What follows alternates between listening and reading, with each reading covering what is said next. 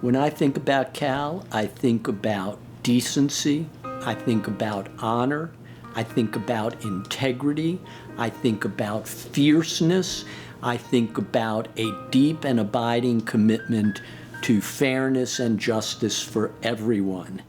Dedicated, devoted to his family, and really dedicated to leaving the world in a better place. When I think of Cal Potter, I think of steadiness. He really was my go-to lawyer if there was an issue that had to do with criminal defense or civil rights.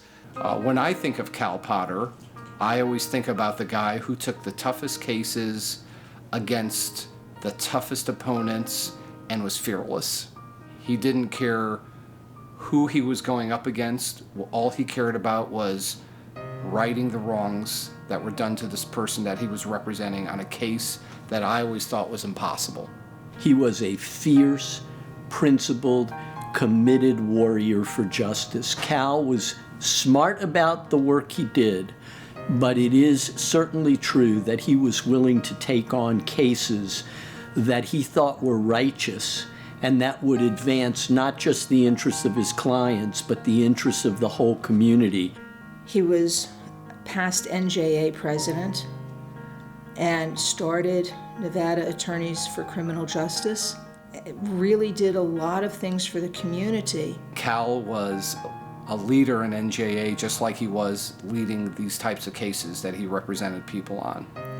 I think one of the things that I learned from Cal was to research your position, make sure you knew the law, but not to be afraid. Is there a nugget that Cal left behind? Is there a lesson that Cal taught all of us, not just lawyers, but lay people as well? And I think certainly the people in this room tonight can take away from the way Cal lived his life the lesson that we should all, I believe, be willing to make a commitment to fighting for justice, for fairness, for being, at least in part of our professional and personal lives, selfless. I think something people may not know is how many attorneys in town he was a mentor to.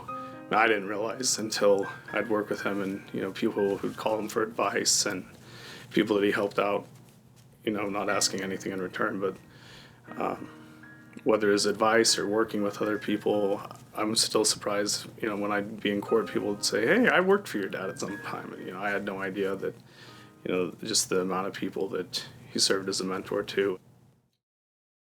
The two things that I really respected my dad for, looked to him for, and I know others did and they relied on him, is he had a strong sense of justice, there was a need for justice and a strong sense of duty, your word is your bond,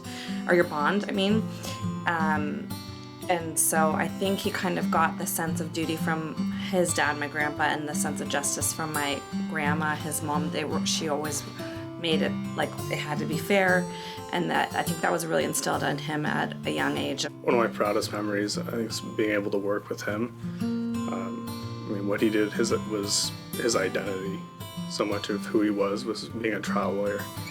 And the principle sometimes was frustrating working with him because, I try and say, it's an uphill battle and it's difficult to, you get knocked down, always come back.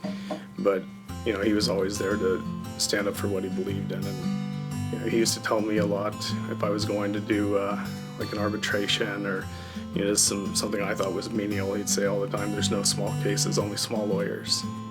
All of us would have worked at the office. This was my first job, shredding papers. I was a legal runner. I worked doing paralegal work right out of college here. Probably most of my friends have worked here. It just goes back to, stepping up and providing and making sure that people were looked after. I'm really proud of him. And I'd just written that for my dad, helping others and taking a stand for justice was paramount. And this is something that was instilled in me at a young age. He was very clear on his purpose and his mission. He worked incredibly hard. He was unwavering and consistent in everything that he did.